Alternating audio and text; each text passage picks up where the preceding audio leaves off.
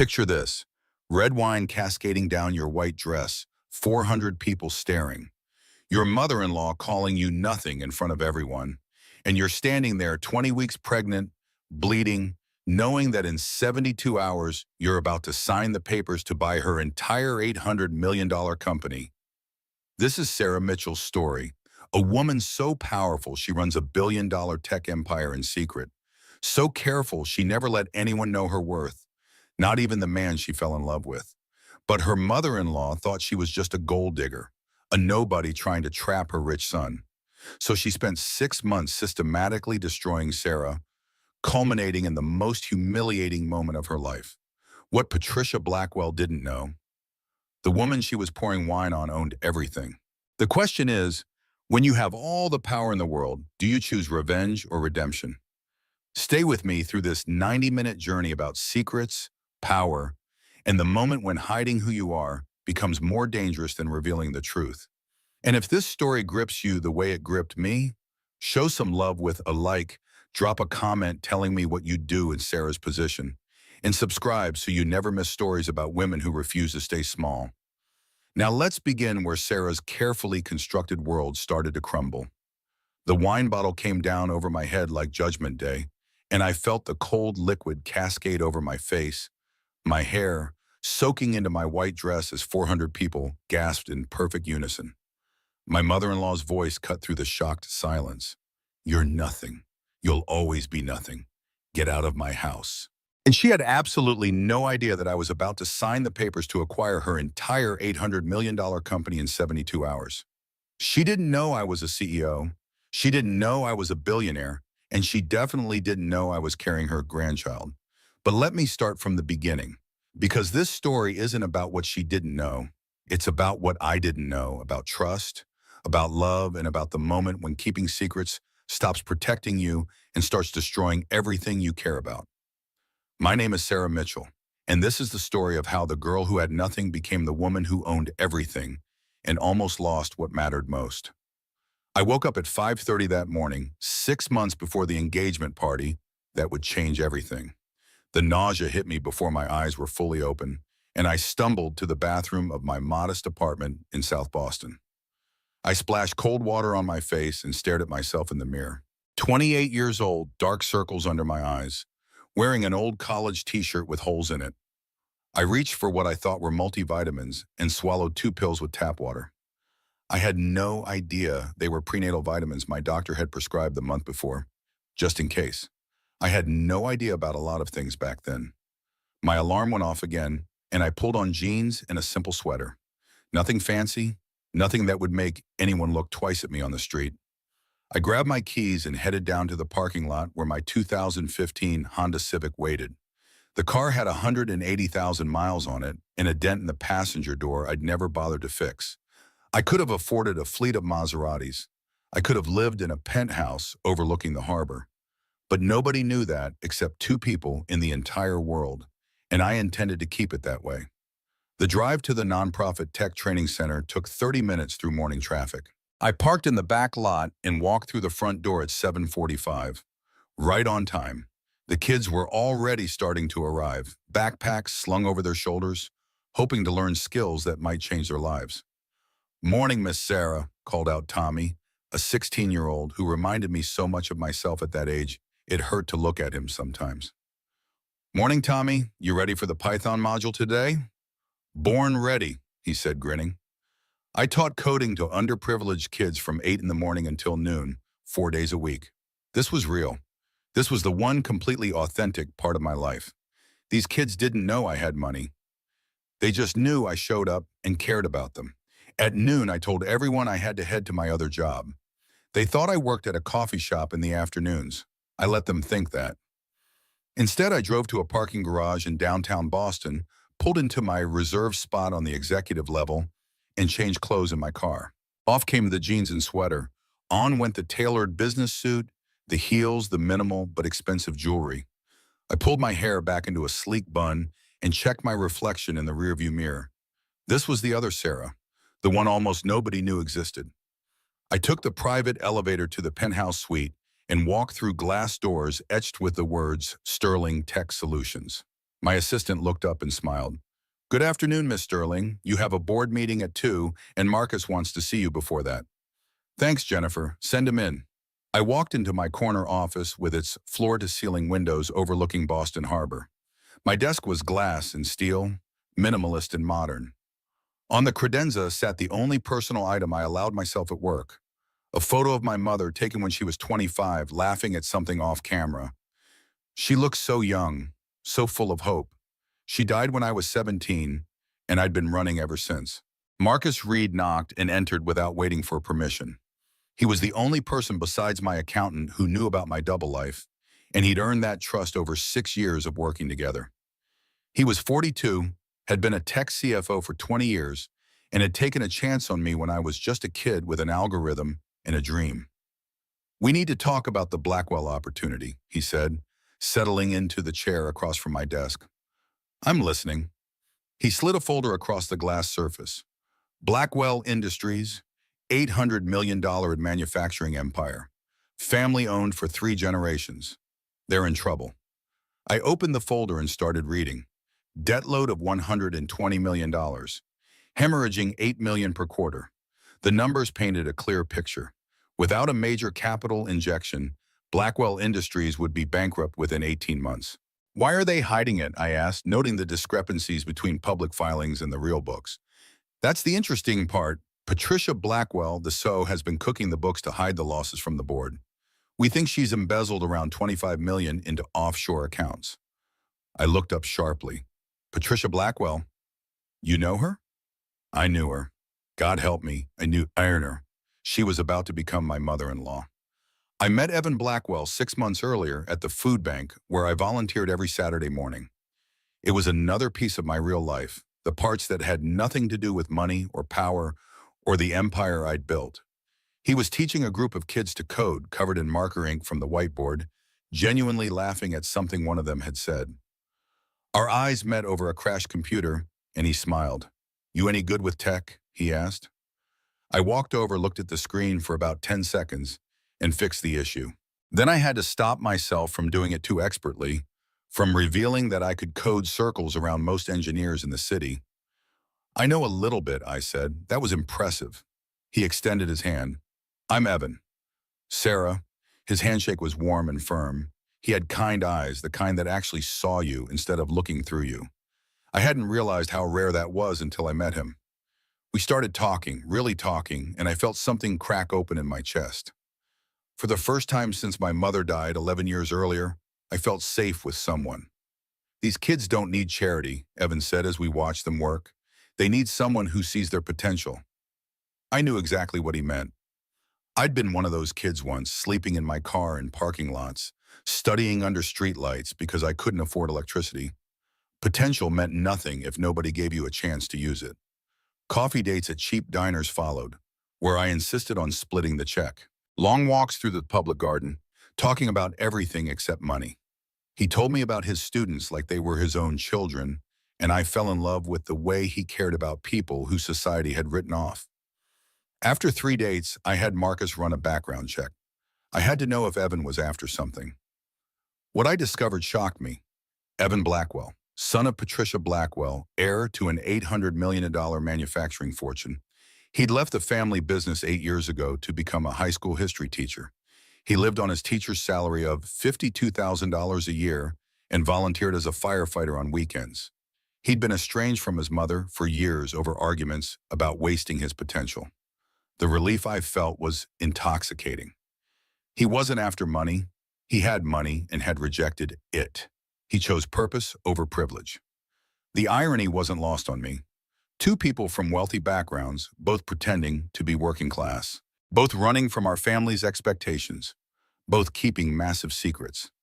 I thought maybe I could tell him eventually, after we were married, when I knew it was real and permanent and safe. I was wrong about so many things. 4 months into our relationship, Evan finally took me to meet his family. I wore a nice dress from Macy's that cost $180 and felt expensive to my working-class sensibilities. When we pulled up to the Blackwell estate, a 12,000-square-foot mansion with a circular driveway and an actual fountain, my stomach dropped. This wasn't a house. This was a museum. Patricia Blackwell met us at the door. She was 58, impeccably dressed, with sharp eyes that assessed me like I was a balance sheet that didn't add up. I extended my hand. Mrs. Blackwell, it's so wonderful to finally meet you. She looked at my hand but didn't shake it. Patricia, Mrs. Blackwell, was my mother-in-law. Her smile was ice cold. Where did you say you went to school? State University, full academic scholarship. How industrious. The way she said it made industrious sound like a disease. And your family? My mother passed when I was 17. I don't have other family. Something flashed in Patricia's eyes. Triumph, maybe. I see. How unfortunate. The dinner was worse. She seated me at the opposite end of the long table from Evan and served lobster tail, even though Evan had told her 3 times that I was allergic to shellfish. I quietly ate the side dishes and said nothing. You're not eating the lobster, Patricia announced loudly. Don't you like it? It's $80 per pound. I'm actually allergic to shellfish. Are you? Evan never mentioned that. Mom, I told you last week when Evan started. Well, I have so many things to remember. I can't keep track of every little detail. I met Evan's siblings that night. James, the older brother at 32, polite but distant. Morgan, the younger sister at 26, fake sweet to my face and whispering to Patricia when I used the wrong fork. I noticed Morgan's hands shook slightly when she reached for her water glass, but I didn't understand what it meant. As we left, I overheard Patricia pull Evan aside. She's not right for you. You can see that, can't you? Mom, I love her. Love. You love Madison too. Remember how that ended? Sarah is nothing like Madison.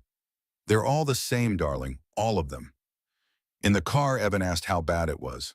I lied and said it was fine, that she was just protective, that I understood. That was the first lie, the one that started the avalanche. I thought I could handle Patricia Blackwell. I thought I could win her over with time and patience and proof that I wasn't after Evan's money. I had no idea what I was up against. 3 months later, Evan proposed at the food bank where we met, getting down on one knee in front of all the kids we taught together. The ring was simple and beautiful and had clearly cost him 3 months of his teacher's salary.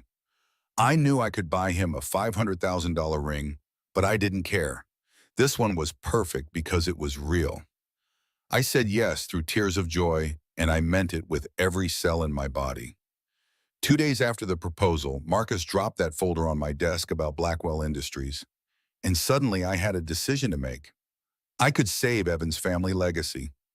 I could acquire the company, prevent the bankruptcy, save 2,000 jobs. And I could do it all without anyone knowing it was me until after the acquisition closed. It would be a gift, a surprise. Proof that I loved Evan for who he was, not what his family had. We're moving forward with the acquisition, I told Marcus. Sarah, you'll have to reveal your identity to Evan eventually. I know, I will. After the engagement party, I'll tell him everything and surprise him with the fact that I saved his family's company. He'll understand why I waited. And if he doesn't, he will. He loves me. This is a gift. Marcus looked at me with concern. Sarah, you're playing a dangerous game. I've been playing dangerous games my whole life. I'm still here. What I didn't know was that I was 4 weeks pregnant. The nausea I'd been dismissing as stress was actually morning sickness. The prenatal vitamins I thought were regular multivitamins were working exactly as prescribed. And the secrets I was keeping were about to destroy everything I'd built. The doctor's office was supposed to be routine. Just a physical before the wedding, standard procedure, nothing to worry about. I sat on the examination table in a paper gown, checking emails on my phone while waiting for Dr. Williams to review my blood work. When she walked in, she was smiling. Congratulations, Sarah. You're about 4 weeks pregnant. The phone slipped from my hand and clattered onto the floor. I'm what? Pregnant. That's why I prescribed those prenatal vitamins last month during your annual checkup. I suspected based on your cycle information. Those vitamins you've been taking, those are prenatal. I stared at her, my brain refusing to process the words. Pregnant, 4 weeks. That meant conception happened right around the time Evan proposed. Are you sure? Dr. Williams pulled up the lab results on her tablet. Your HCG levels are definitely positive, Based on your last menstrual period, I'd estimate you're about 4 weeks along. We'll do an ultrasound at 8 weeks to confirm dating and check for a heartbeat. I drove home in a daze and sat in my car outside my apartment for over an hour. My hands rested on my flat stomach, and I tried to imagine a baby growing inside me. Evan's baby. Our baby. Finally, I called Marcus. I'm pregnant. Silence on the other end. Then, does Evan know? No, and he can't. Not yet. Not until after the party. Sarah, this is getting too complicated. Too many secrets. 8 weeks, I said, my voice shaking. I just need 8 more weeks. The engagement party is in 8 weeks. Then I'll tell him everything. The company, the acquisition, the baby, all of it. It'll be perfect. Nothing about this situation is perfect. He was right, but I couldn't see it then. I was convinced I could control the timing, control the narrative, control everything. That's what I'd done my whole life. Control everything or lose everything. There was no middle ground. I went to bed that night thinking about my mother. She died of a heart attack in our kitchen at 48 years old, collapsing before her night shift at the hospital where she worked as a janitor. It was her third job. She'd been working herself to death to keep us housed and fed, and her heart just gave out. Her last words to me in the emergency room were, "Baby, don't ever let anyone know what you're worth. They'll only try to take it from you." I was 17 and I took those words as gospel. Within 8 months, I was homeless, sleeping in my car, studying computer science at the public library during the day, and working night shifts at a convenience store to buy food. I taught myself to code by watching free online tutorials and practicing on library computers. At 19, I created an algorithm that could predict corporate merger success rates with 93% accuracy. At 22, I sold my first patent for $8 million and cried in the lawyer's office because I couldn't believe someone was handing me a check with that many zeros. At 24, I incorporated Sterling Tech Solutions using my mother's maiden name. I hired a male actor to serve as the public face of the company and operated through layers of lawyers and shell corporations. I never appeared in photos or gave interviews. I was a ghost running a billion-dollar empire. By 28, Sterling Tech was valued at $1.2 billion.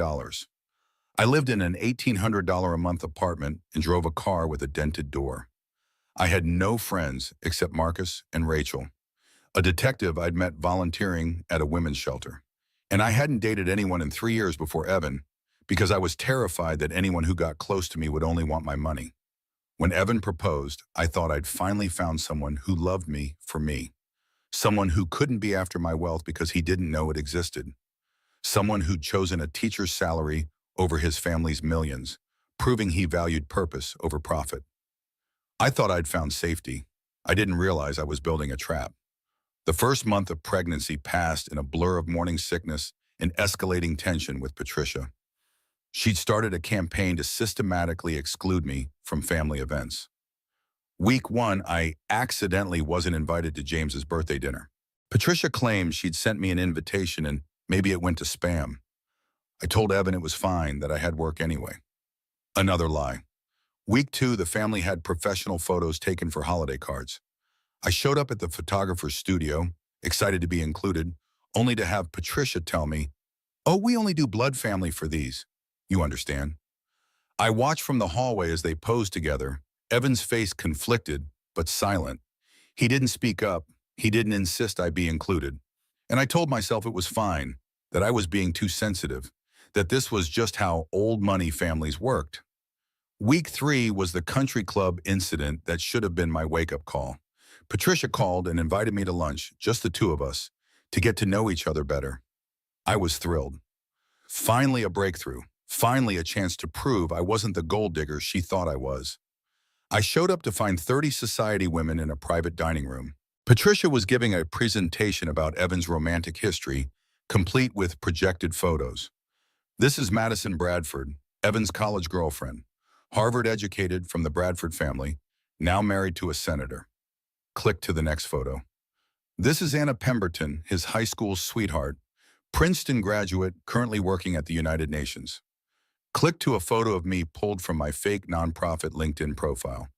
And this is Sarah Mitchell, state school, no family, works at a community center teaching underprivileged children.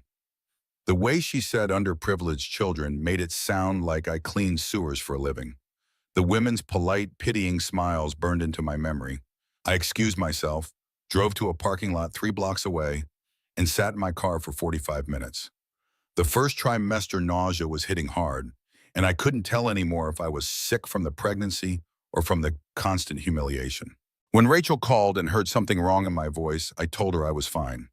Sarah, you don't have to handle everything alone. Yes, I do. That's how you survive.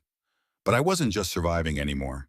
I was 8 weeks pregnant, running a billion-dollar company, planning an $800 million acquisition, and trying to convince my future mother-in-law that I wasn't trying to destroy her son.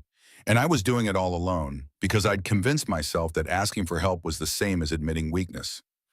At my 8-week ultrasound, I saw the heartbeat for the first time. It was just a flicker on the screen, a tiny pulse of light, but it made everything real in a way nothing else had. "Do you want to hear it?" Dear Williams asked. I nodded, unable to speak. The sound filled the room, fast and strong and perfect. I started crying and couldn't stop. This was Evan's baby, our baby, a piece of both of us growing inside me, depending on me to keep it safe. "Everything looks perfect," Dr. Williams said. "Due date is May 15th. I did the math in my head. The engagement party was in 6 weeks. I'd be 12 weeks pregnant by then, just barely out of the first trimester. I could still hide it with the right dress. Nobody had to know until I was ready to tell them. Meanwhile, the acquisition talks were accelerating. Blackwell Industries was hemorrhaging money faster than Patricia's fraudulent accounting could hide. The board was getting desperate. They'd put out quiet fillers for potential buyers, and Sterling Tech had submitted an offer through a shell corporation.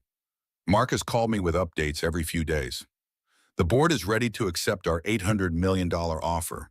They don't know we're the buyer yet. Everything's going through lawyers and intermediaries." "Perfect. What's the timeline?" "Deal closes April 15th, assuming due diligence goes smoothly. That's 1 week after your engagement party." My plan was still intact. Tell Evan everything at the party or right after. Surprise him with the news that I'd saved his family's company. Announce the pregnancy. Start our marriage with a clean slate. No more secrets. It was going to be perfect. What I didn't know was that Patricia had hired a private investigator to follow me. For an entire week, he documented my movements. Going to the nonprofit in the morning, normal. Changing clothes in a parking garage, suspicious. Entering an executive building downtown, very suspicious. He couldn't get past building security to confirm which company I was entering.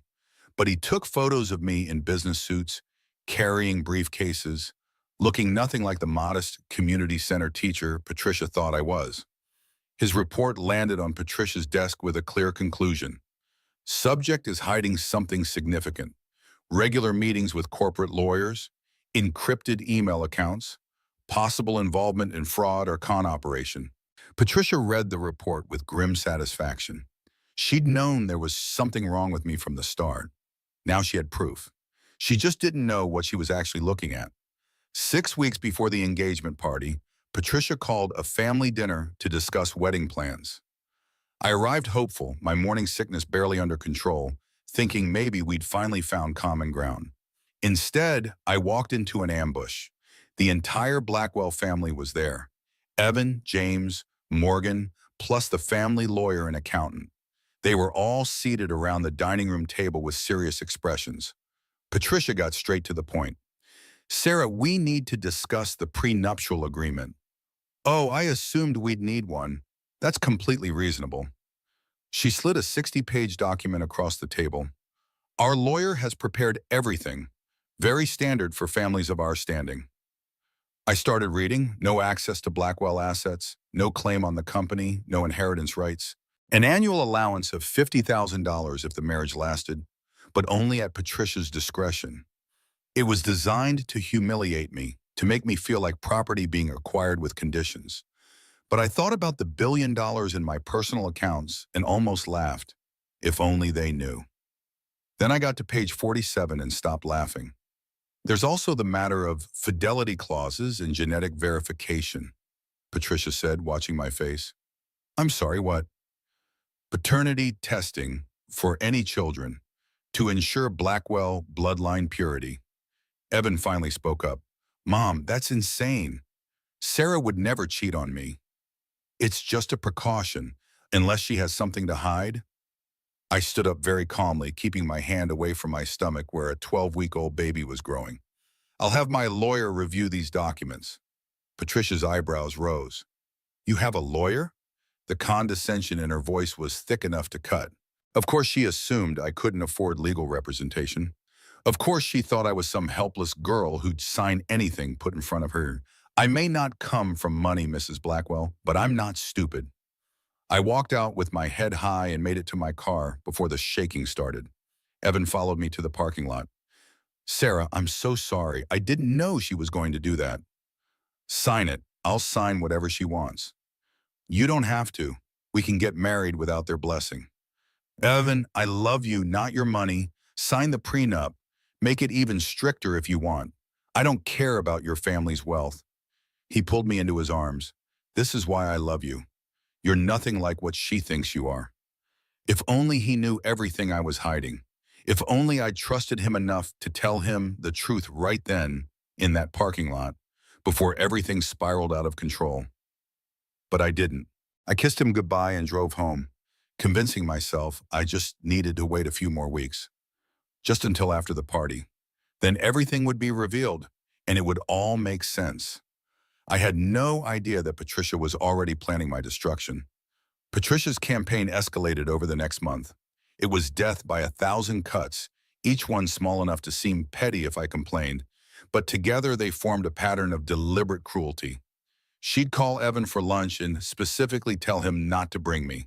When I found out, she'd act surprised. Oh, I thought he'd want alone time with his mother. I didn't mean to exclude Sarah. She'd plan family game nights and forget to tell me the time. I'd show up an hour late to find them already playing, and she'd greet me with, well, better late than never, I suppose. She'd buy expensive gifts for Morgan and James in front of me, then hand me a gift card to Target. I wasn't sure what you'd like, she'd say sweetly. This way you can pick something practical. The word practical was her favorite weapon. Everything about me was practical. My clothes were practical. My car was practical. My career teaching underprivileged kids was practical, but not ambitious. I was a practical choice for a man who'd given up on ambition. What she didn't know was that I was working 18-hour days between the nonprofit, running Sterling Tech, and managing the Blackwell acquisition. I was exhausted all the time, my first trimester symptoms making everything harder. I couldn't drink coffee because of the baby, so I was running on sheer willpower and the knowledge that this would all be worth it in the end. At 10 weeks pregnant, I started showing slightly. Just a small bump that I could hide with loose shirts, but it was there. Every morning I'd stand in front of the mirror and place my hand over where my baby was growing, and I'd promise that I was doing this for them, for our family, for the life we'd build together once all the secrets were finally revealed. The spa incident happened when I was 11 weeks pregnant. Patricia invited me and Morgan for a bonding day at an exclusive spa in Brookline. I was surprised by the invitation, but hopeful. Maybe she was finally accepting me. We met at the spa at 10 in the morning. It was all marble and soft lighting, with new age music playing and the scent of eucalyptus in the air. Patricia ordered champagne for the three of us while we waited for our massages. I'm not drinking right now, I said carefully. Patricia's eyes sharpened. No, watching your figure? Or is there something else? My heart stopped. Did she know? Could she somehow know? Just healthy living, I said, trying to keep my voice casual. Patricia stared at me for a long moment, then turned to Morgan. Darling, come and look at this treatment menu. I think you'd love the hot stone massage. I stood to join them, still holding my glass of sparkling water. Morgan started to walk toward her mother, then suddenly stumbled. She crashed into me hard, and I fell sideways. My abdomen hit the corner of a marble bench, and immediate sharp pain radiated through my core. I gasped and clutched my stomach. Morgan was apologizing profusely, but I could barely hear her over the ringing in my ears. The pain was unlike anything I'd ever felt. I'm so sorry, Sarah. Are you okay? I just tripped. I don't know what happened. Patricia was there, all concern.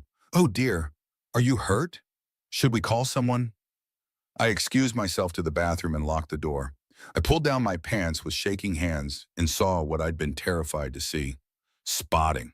Not a lot, but enough to send panic coursing through my veins. No, no, no, no, no. Please, not my baby, please. I called Rachel, not Evan, because I couldn't tell Evan without explaining why I was already 11 weeks pregnant and hadn't mentioned it. I need you to come get me. Something's wrong. Rachel didn't ask questions. 20 minutes later, she pulled up outside the spa and drove me straight to the emergency room at Massachusetts General Hospital.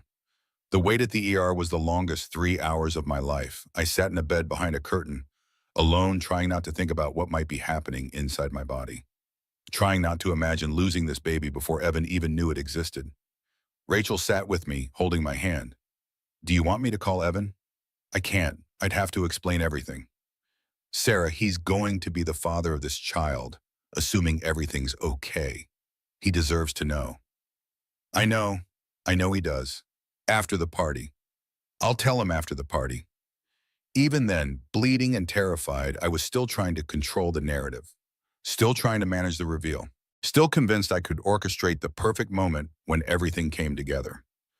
Finally, Dr. Williams arrived. She'd rushed over from her office when she heard I was in the ER. She did an ultrasound right there, portable machine wheeled to my bedside, and we all held our breath. The seconds stretched into eternity. Then I heard it, the heartbeat, fast and strong, unchanged from my last appointment. "The baby's okay," Dr. Williams said, and I started sobbing with relief. "But Sarah, you're now classified as high risk. The fall caused some bleeding from the placenta. Nothing catastrophic, but you need to be very careful." "I can be careful. I can do whatever you need me to do. I need you to reduce your stress levels dramatically.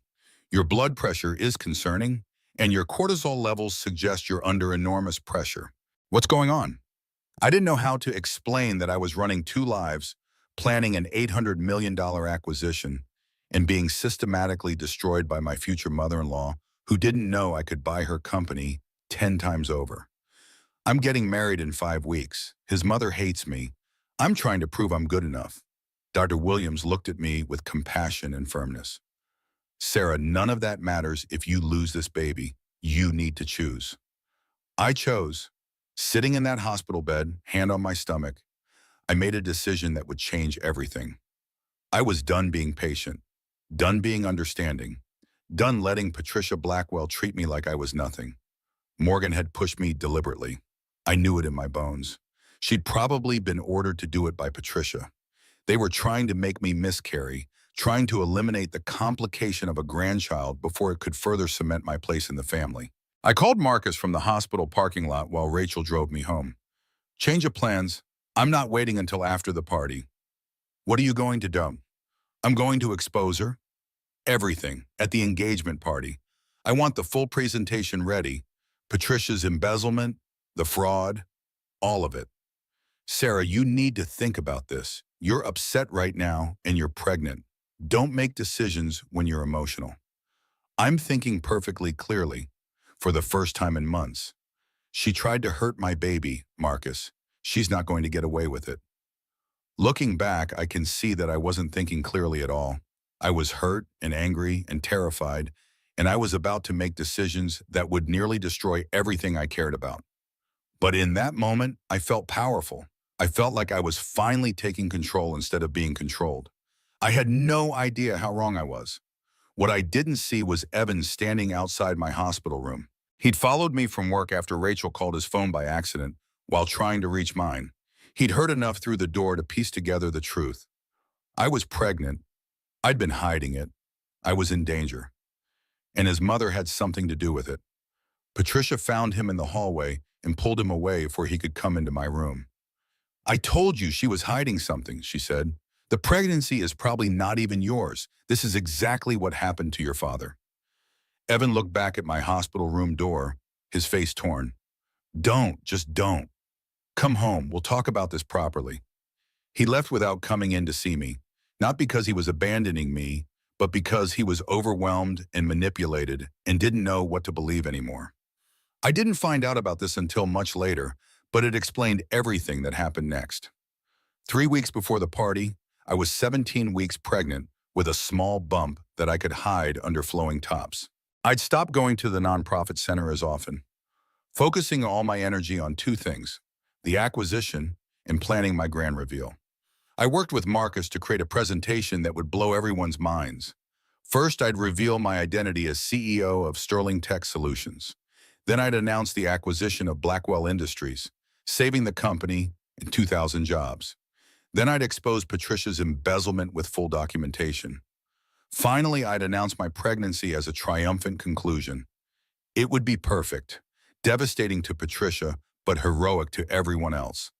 I'd prove that I wasn't a gold digger, that I was actually the one with all the power, and that I'd chosen to use that power to save Evan's family rather than destroy them. "What if Evan's angry you lied for so long?" Marcus asked during one of our planning sessions. "He'll understand. Once he sees I did it all for him, he'll understand." Marcus looked doubtful but didn't push. He'd learned over the years that when I made up my mind about something, I was immovable. The week before the party, Patricia called me for lunch. Just the two of us, to clear the air. I was suspicious but went anyway, holding on to a sliver of hope that maybe she'd had a change of heart. We met at her country club, where everyone knew her name and treated her like royalty. She ordered for both of us without asking what I wanted, then smiled across the table. "I've been too hard on you. Evan clearly loves you. I should accept that and move forward." I wanted to believe her so badly. "Thank you. That means everything to me." "I know you're pregnant." The water glass I'd been holding nearly slipped from my hand. "What?" "I saw the prenatal vitamins in your purse at the spa before Morgan's unfortunate accident." The way she said unfortunate made it clear it had been anything but accidental. "I was going to tell Evan.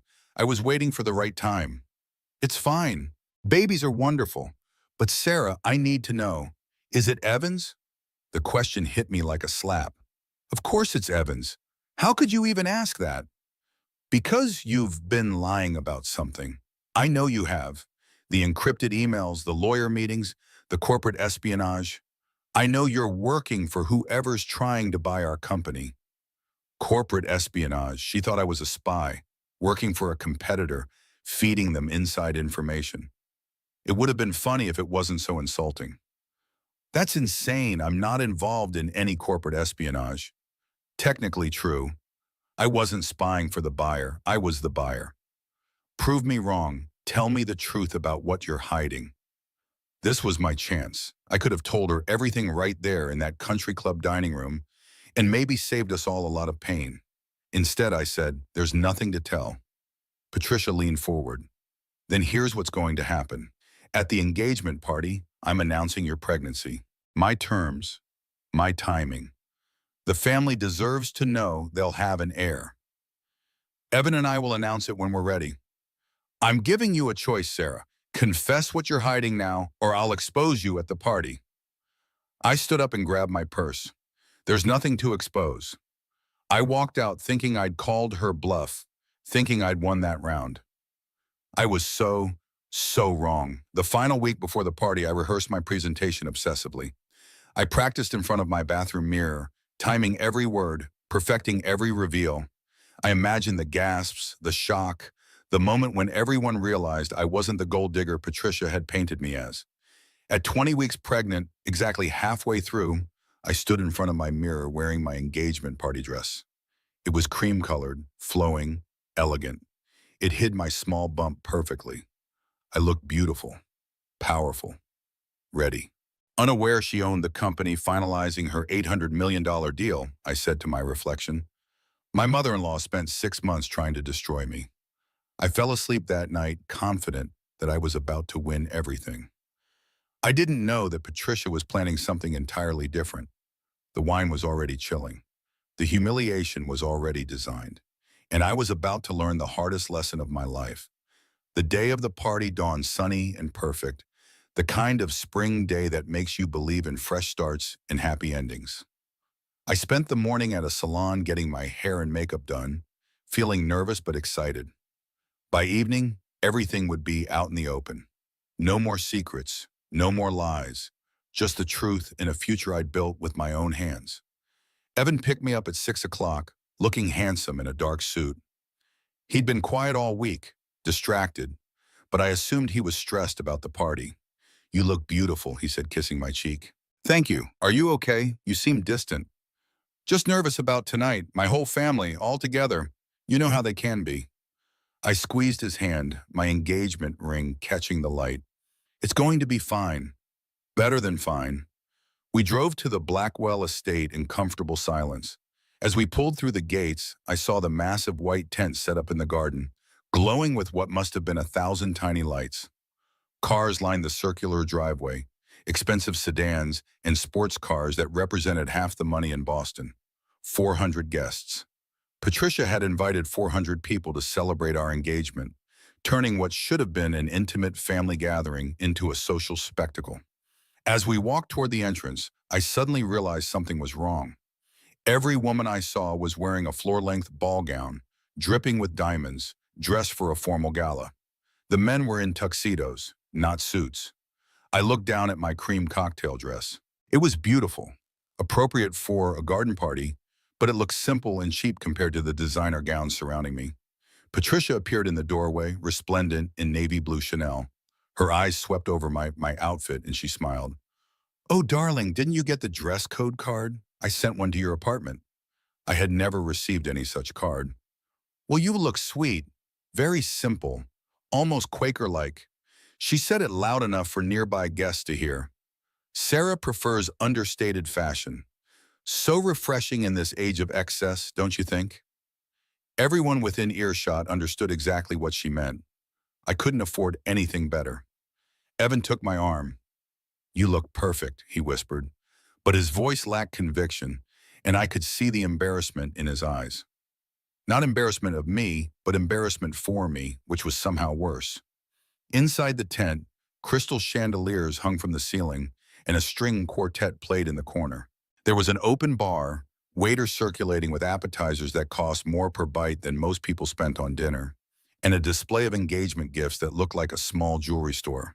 Patricia immediately separated Evan and me, pulling him away to greet business associates while I stood alone near the bar.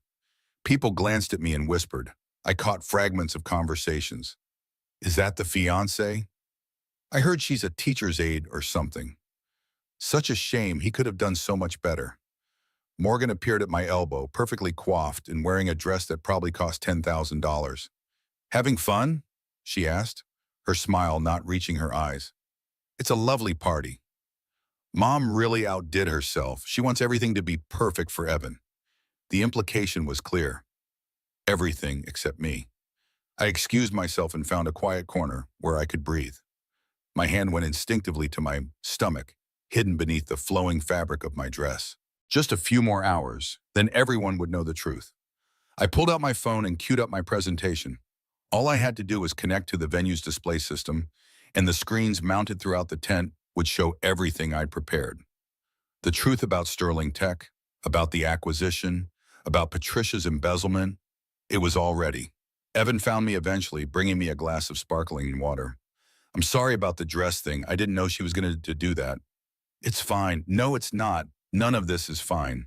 He looked around at the opulent party, at his mother holding court in the center of the tent. I didn't want this. I wanted something small, just us and a few friends. I know, but after tonight, things will be different. He gave me a curious look. What do you mean?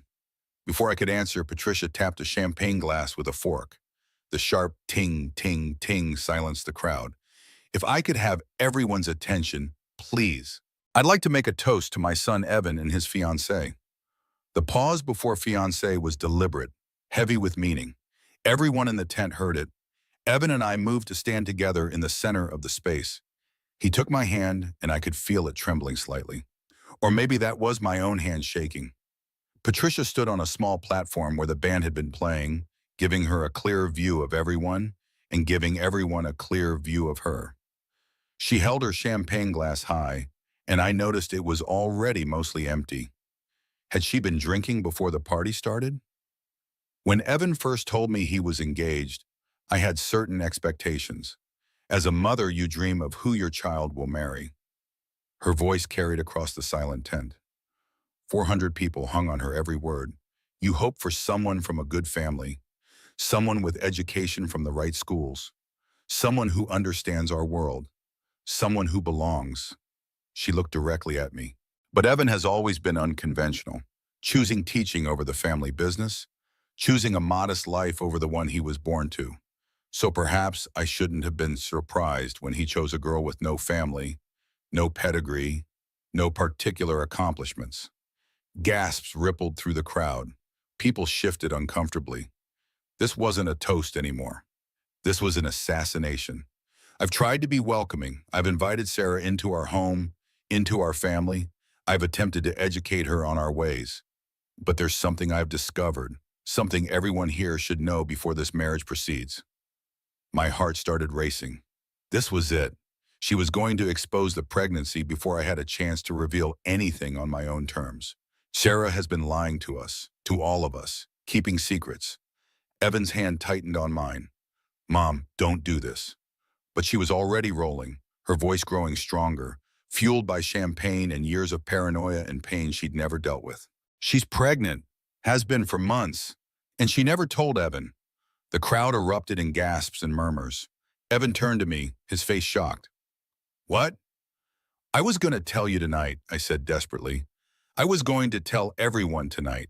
That's why I came prepared with a presentation. Patricia laughed, a sharp, cutting sound. A presentation? This isn't a business meeting, dear. This is your life, or what you thought would be your life. She took a long drink of champagne, and I realized with growing horror that she was drunker than I'd initially thought. This is the oldest trick in the book. Get pregnant, trap the rich man, secure your future. I've seen it before. It's exactly what happened to Evan's father. That's not true, I shouted, my voice cracking. If you would just let me explain. Explain what? The corporate meetings? The encrypted emails? I know about all of it, Sarah. I know you've been working with whoever's trying to buy our company. Corporate espionage for profit. Did you really think we wouldn't find out? I pulled out my phone with shaking hands. You want to know the truth? Fine. Let me show you the truth. I connected to the display system, and the screens around the tent lit up with the Sterling Tech Solutions logo. But before I could advance to the next slide, Patricia picked up a full bottle of wine from the ice bucket next to her. This is what I think of liars and schemers. She stepped off the platform and walked toward me. 400 people watched in absolute silence as she raised the bottle high over my head. Then she tipped it. Cold red wine cascaded over me, soaking into my hair, my face, my carefully chosen cream dress. It ran down my body like blood, spreading across the fabric, pooling at my feet on the marble floor of the tent. I stood there dripping, shaking, unable to process what had just happened. My hand went instinctively to my stomach, protecting my baby even as wine dripped off my chin. Patricia saw the gesture. Of course, protect your meal ticket. Morgan started a slow clap, mocking and cruel. A few other people joined in, laughing nervously. Most stood in shocked silence, phones out, filming everything. I looked at Evan, standing 3 feet away, wine splashed on his suit from proximity to the pour. Say something. Please defend me. His face showed a dozen emotions at once: hurt, betrayal, confusion, anger. The pause stretched into eternity. Finally, he spoke. You lied to me about being pregnant for 5 months. I can explain. Please, if you just let me. I don't want explanations right now. I need to think. I need air. He didn't leave the tent, but he stepped back, creating distance between us. It felt like the Grand Canyon opening up at my feet. You want to know what I've been hiding? My voice came out stronger than I felt. Fine. Let me show everyone exactly who I am. I wiped wine from my phone screen and advanced the presentation. My photo appeared on every screen, professional shot, me in a business suit. CEO and founder, Jasmine Sarah Mitchell Sterling, I read aloud. Sterling Tech Solutions. Company valuation, $1.2 billion. The tent erupted in chaos. People standing up, shouting questions, pulling out their own phones to verify what they were seeing. My name is Sarah Sterling. I built my company from absolutely nothing. I started coding in public libraries because I couldn't afford a computer.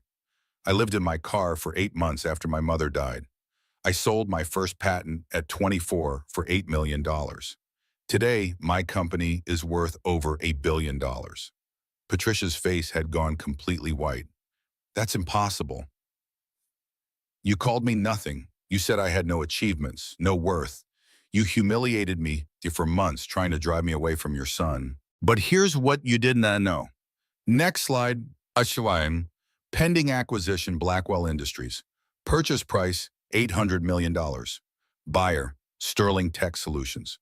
James stood up from his table, his face a mask of shock. Board members throughout the tent started talking all at once. Your company is $120 million in debt, Patricia. It'll be bankrupt in 6 months without this acquisition. I was going to save it. Save 2,000 Oz, preserve Evan's family legacy. I was going to surprise him by buying his family's company as a wedding gift. I advanced to the next slides. Bank records, offshore accounts, false invoices, forensic audit results. But you want to talk about lies? Let's talk about the $25 million you embezzled over 3 years. Let's talk about the fraud you've been hiding from your own board. Let's talk about how you've been stealing from your family to build yourself an escape fund. Board members were shouting now. Patricia tried to speak, but no one was listening to her anymore. Everyone was looking at the screens, at the irrefutable evidence of her crimes. So yes, Patricia, I'm pregnant with your grandchild, and yes, I own your company, and yes, Suddenly I doubled over in pain. Sharp, intense cramping radiated through my abdomen. I looked down and saw wetness spreading between my legs, darker than wine. Blood. No, no, no, no. My knees buckled, and I collapsed to the floor. The wine pulled around me mixed with something else, something that shouldn't be there. Evan rushed forward and caught me before my head hit the marble. Sarah, stay with me. The baby, I gasped, tears streaming down my face. Please, the baby. Rachel pushed through the crowd. I hadn't even known she was there, invited as a guest. I'm calling 911, everyone back. The pain was unbearable. I could feel myself bleeding, feel my body betraying me and my baby. Evan held me, murmuring words I couldn't understand over the ringing in my ears. I'm sorry, I sobbed. I should have told you. I should have trusted you. I'm so sorry. Don't talk, just breathe. Help is coming.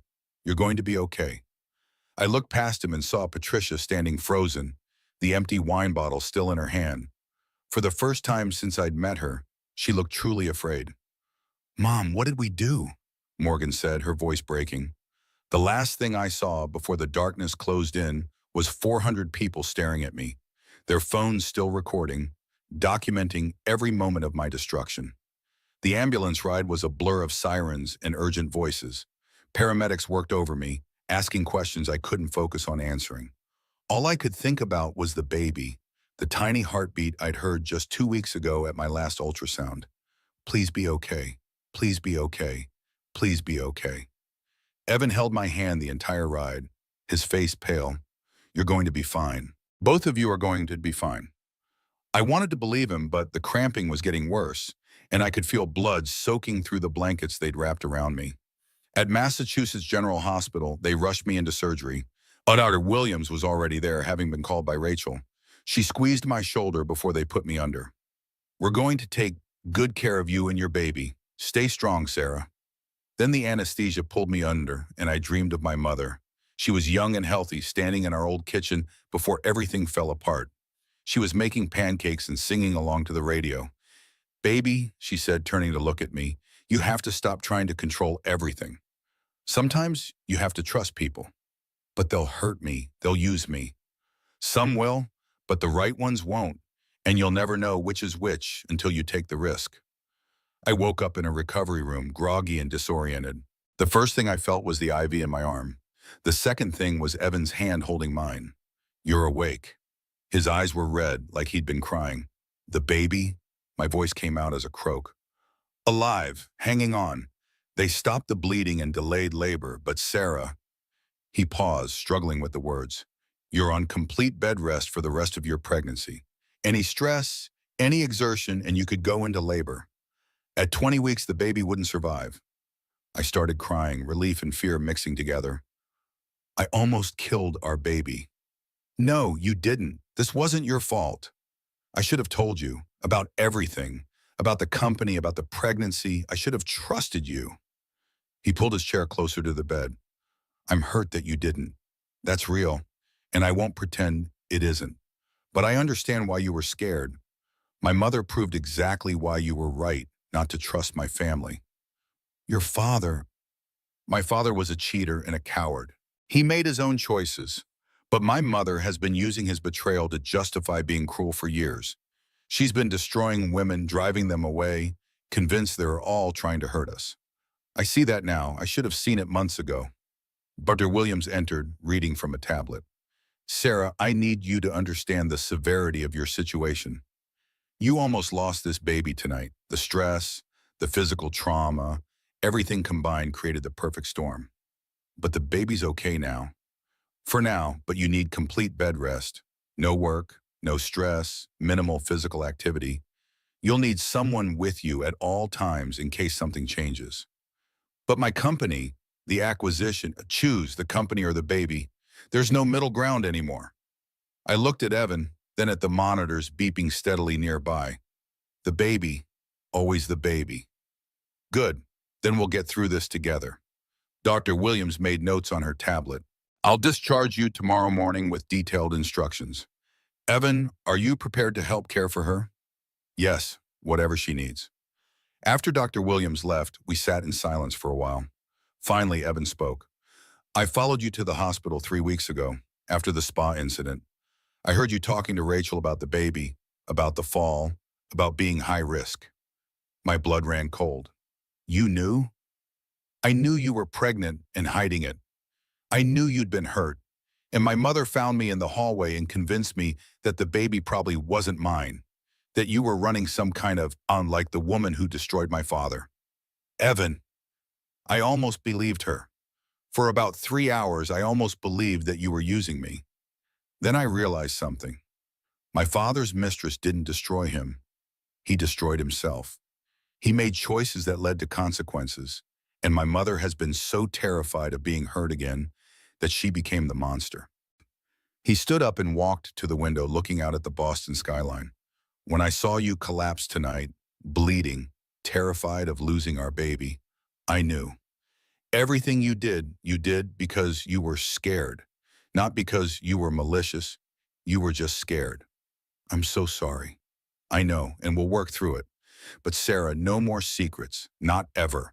If we're going to do this, if we're going to be parents together, we have to trust each other completely. I promise, no more secrets. A knock on the door interrupted us. Marcus entered hesitantly, carrying a large folder. I'm sorry to interrupt, but we have a problem. A big one. Marcus sat down and opened the folder. Blackwell's board panicked with the party. They've accepted a counteroffer from Ravencrest Capital. It's a vulture fund that specializes in buying distressed companies, liquidating assets, and profiting from bankruptcy. How much did they offer? Evan asked. $850 million. $50 million more than our offer. I tried to sit up, but pain shot through my abdomen. We have to counteroffer. We can't let them liquidate Blackwell Industries. 2,000 people will lose their jobs. Sarah, the doctor said no stress, Evan said firmly, pushing me gently back against the pillows. But those families, Marcus cleared his throat. There's another option. We don't outbid Ravencrest. We expose them. He pulled out more documents. Ravencrest has a pattern. Over the last 5 years, they've acquired 3 companies. All 3 were liquidated within 18 months. Average job loss, 1,800 per company. They strip the assets, sell the real estate, pocket the difference, and move on. If the board understood what they're really signing, I said, they might reconsider. But it would have to come from someone they trust, not from Sterling Tech, and definitely not from you right now. Evan looked at the documents, his face thoughtful. It would have to be James. He's COO. The board trusts him. Can you get him to do it? Marcus asked. After everything that happened tonight? I don't know, but I have to try. Patricia arrived at the hospital an hour later. Evan saw her through the small window in the door and went out to intercept her before she could enter my room. I could hear their conversation through the door. I need to know if she's okay, if the baby, you don't get to care now. You did this. I didn't know she would collapse. I didn't know. You threw wine on a pregnant woman in front of 400 people. What did you think would happen? There was a long pause. Then Patricia's voice, smaller than I'd ever heard it. I was trying to protect you from another gold digger, from someone who would destroy you like that woman destroyed your father. Dad destroyed himself. Evan's voice rose. He cheated, he gambled, he made horrible choices. That woman didn't make Ian do any of those things. He did them himself. I lost him because I wasn't enough. I wasn't successful enough, beautiful enough, young enough. You lost him because he was broken, and you've been so terrified of it happening again that you've become the monster in the story. Sarah was never trying to hurt me. She was trying to save us, all of us, and you might have killed my child. I heard Patricia start to cry, deep, wrenching sobs. I lost a baby once, did you know that? At 24 weeks, I chose work over rest, chose a business trip over doctor's orders, and I lost her. Mom, I never forgave myself, and I couldn't bear to watch you get hurt the way I was hurt. But I've been hurting everyone instead. You need help, real help, professional help. I know. They stood in silence for a moment. Then Evan said, you can see her briefly, but if you upset her, I'll have security remove you. Patricia entered my room hesitantly, her makeup ruined from crying, her expensive dress wrinkled. She looked nothing like the polished CEO who'd poured wine over my head a few hours ago. Sarah, I'm so sorry. I'm so sorry. I looked at her for a long moment. I could have said so many things. I could have screamed at her, blamed her, told her to leave and never come back. Instead, I said, I know about your daughter, the baby you lost. She flinched like I'd struck her. How? Marcus found the records. We were trying to understand why you were so threatened by me. I touched my stomach gently. I'm sorry for your loss. No mother should have to go through that. I don't deserve your compassion. Probably not, but I'm giving it anyway because I'm choosing to be different from you. She stood there, broken and humbled, and I saw her clearly for the first time. Not as a monster, but as a deeply wounded woman who'd been lashing out in pain for years. The board is meeting tomorrow morning to finalize the Ravencrest deal, she said quietly. James called an emergency session. He's going to present evidence that I embezzled funds. He's going to recommend my resignation. Good. He's my son. And he has a duty to 2,000 employees who don't deserve to lose their jobs because you made bad choices. Patricia nodded slowly. You're right. You're absolutely right. She turned to leave, then paused at the door. For what it's worth, I hope the baby is okay. I hope you both are okay. After she left, Evan returned to sit beside me. That was generous of you, compassionate, when she didn't deserve it. I learned something tonight, I said softly. Revenge doesn't heal you. It just makes you into the person who hurt you. I don't want to become Patricia. You could never become Patricia. I was heading that way, planning my grand reveal, wanting to humiliate her in front of everyone, prove I was better than her. That's not who I want to be. That's not the mother I want our daughter to have. Our daughter? I smiled through my exhaustion.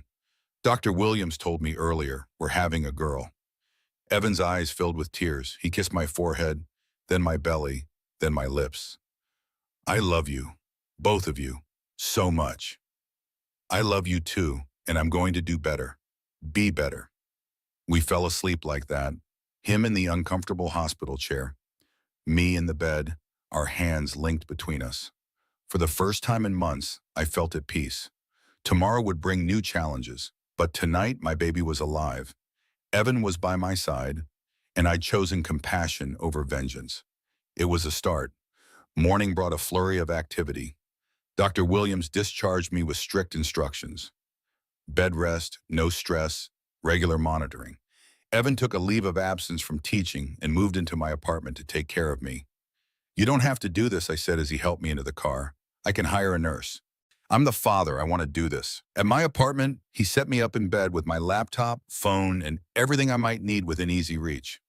Then he made me lunch, brought me water, and adjusted my pillows at least 6 times until I laughed and told him to stop fussing. I've never taken care of anyone before, he admitted. I'm not sure I'm doing it right. You're perfect. My phone rang. Marcus. The board meeting is in 3 hours. James is going to present everything. Patricia's embezzlement, the Ravencrest information, Sterling Tech's original offer. But he needs someone from your company there to confirm the offer still stands. I can't go, doctor's orders. I know, I'll go as your representative. But Sarah, there's something you should know. Patricia's planning to attend. Can she do that after everything? She's still CEO until the board votes otherwise. She has every right to be there. I closed my eyes, exhaustion and anxiety warring in my chest. Marcus, make sure they understand about Ravencrest. Those jobs matter. Those families matter. I will. Get some rest. I'll call you after. While Marcus headed to the Blackwell Industries boardroom, Evan sat with me, reading aloud from a book about pregnancy and childbirth. He kept stopping to ask questions. It says here that babies can hear voices in the womb. Should I be talking to her? If you want to. He leaned close to my stomach and spoke softly. Hi, baby girl. It's your dad. I know you're having a rough time in there, but you're going to be okay. We're all going to be okay. I started crying, hormones and relief and fear all mixing together. Did I say something wrong? No, you said everything right. My phone buzzed with a text from Rachel. How are you feeling? Need anything? I texted back. Tired, but okay. Baby's stable. Evan's taking good care of us. Good. Let me know if you need anything. And Sarah, I'm proud of you for not destroying Patricia when you had the chance. Takes real strength to choose mercy over revenge. Did it, though? Or was I just too tired to keep fighting? At the Blackwell Industries headquarters, the emergency board meeting had just begun. Marcus told me about it later, filling in all the details I missed. James called the meeting to order in the main conference room. 12 board members sat around a massive oak table, looking tired and anxious. Patricia sat at the head of the table, perfectly composed despite everything that had happened the night before. Thank you all for coming on such short notice, James began. We need to discuss the Ravencrest capital offer and some information that's recently come to light. He connected his laptop to the display screen and pulled up the first slide, Patricia's offshore accounts. Over the past 3 years, our CEO has embezzled $25 million from company funds. These are the bank records, traced through forensic accounting, false invoices, shell companies, elaborate fraud. The board erupted. Patricia tried to speak, but James continued. Additionally, she's been hiding the true extent of our financial crisis from this board. We're not $10 million in debt, as we've been told. We're $120 million in debt and hemorrhaging $8 million per quarter. One of the board members, an older gentleman named Harold, stood up. Patricia, is this true? She looked around the table at people she'd worked with for decades, people who trusted her. I was trying to protect the company. By stealing from it? Another board member demanded. I was building a contingency fund, in case everything fell apart, in case we needed to start over. You were protecting yourself, James said quietly. Not the company, not the employees, just yourself. Marcus stood from his position at the back of the room. If I may address the board? My name is Marcus Reed, CFO of Sterling Tech Solutions. We submitted an offer to acquire Blackwell Industries for $800 million. That offer still stands. Harold turned to him. But Ravencrest offered $850 million. They did. But do you know what Ravencrest does with the companies they acquire? Marcus pulled up the next presentation. 3 companies, all liquidated, thousands of jobs lost. They don't save companies. They strip them for parts and sell the pieces. Every single acquisition in the past 5 years has resulted in complete liquidation within 18 months. If you accept their offer, every employee here will lose their job. The board members looked at each other, the implications sinking in. Sterling Tech's offer includes full integration, no layoffs, and investment in growth. We're not buying Blackwell to destroy it. We're buying it to build it. Why? Patricia asked, her voice hollow. Why would you do that? Marcus looked directly at her. Because Sarah Mitchell, our CEO, fell in love with your son. And despite everything you've done to her, she still wants to save his family's legacy. The room fell silent. Finally, the board chairman spoke. All those in favor of accepting Sterling Tech's offer? Every hand went up except Patricia's. All those in favor of requesting Patricia Blackwell's immediate resignation?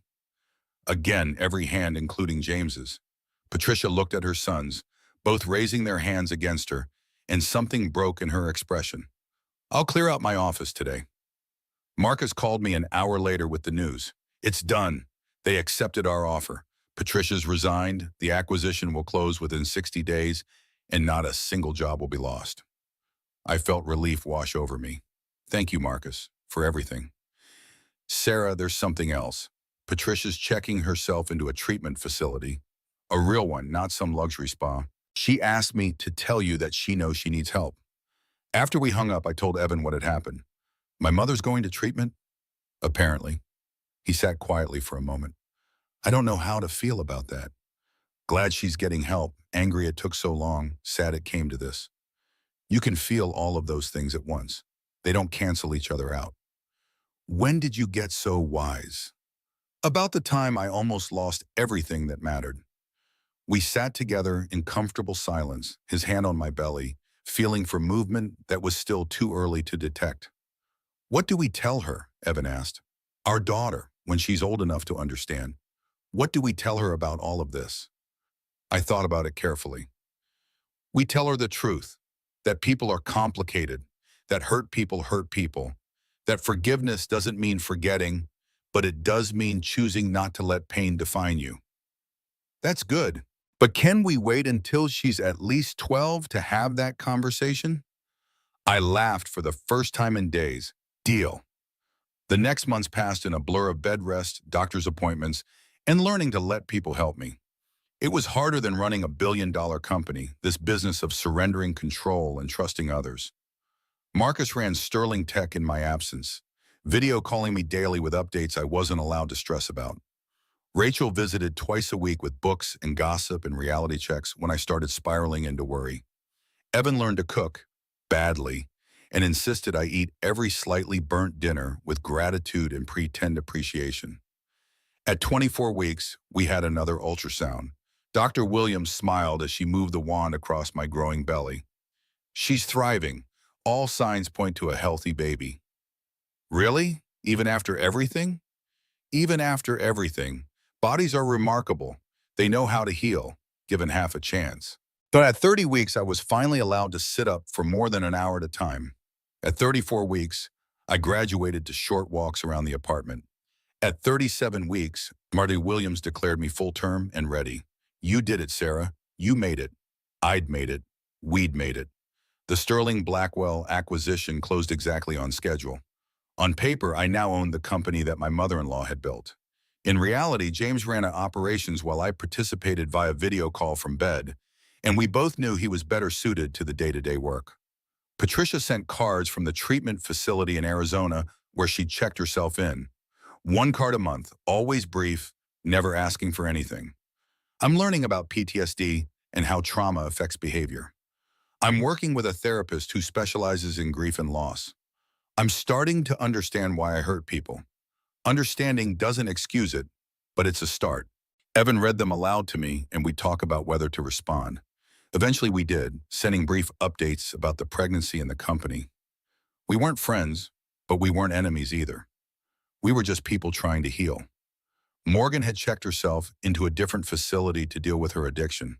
She sent cards too, apologizing for the spa incident, for her role in Patricia's campaign against me, for being too weak to stand up when it mattered. I'm learning to be stronger, she wrote.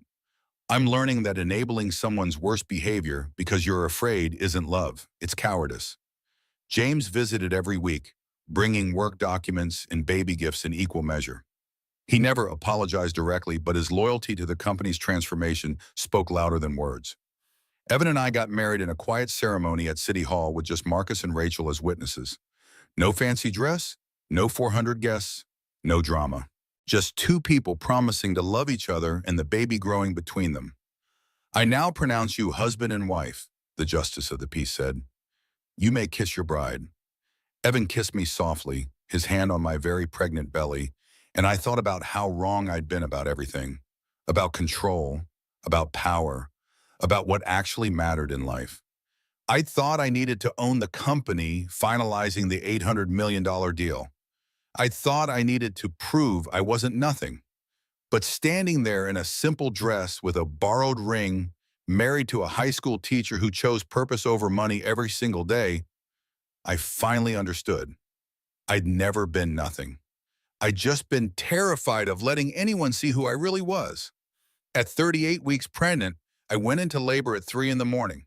The contractions started as a dull ache and quickly escalated into waves of intensity that took my breath away.